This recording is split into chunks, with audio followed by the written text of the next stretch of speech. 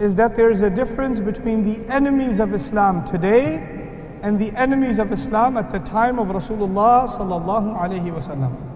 Please listen to this carefully.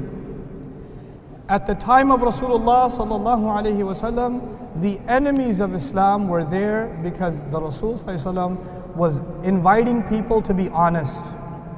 He was challenging corruption. He stood for justice. He was telling people that the slave and the slave master are equal. They have to stand in one line.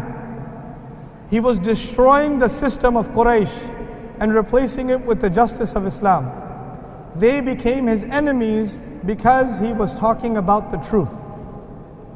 And every time you meet the Prophet sallallahu alaihi wasallam, and every time you meet a Sahabi of the Prophet sallallahu alaihi wasallam, you will get the same exact message of truth. Not only in their speech, but also in their practice. And that some people hated it. And so they became enemies of Islam. Today, do the Muslims have enemies? Yes.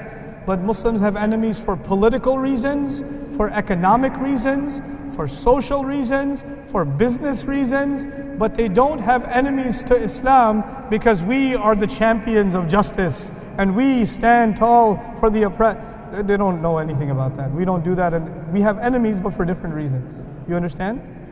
So what people do sometimes is they compare the enemies of the Prophet ﷺ of that time to our enemies of this time. Two different things, because they are enemies for two different reasons. You cannot compare two things that happen for two different reasons. Now, how do we respond?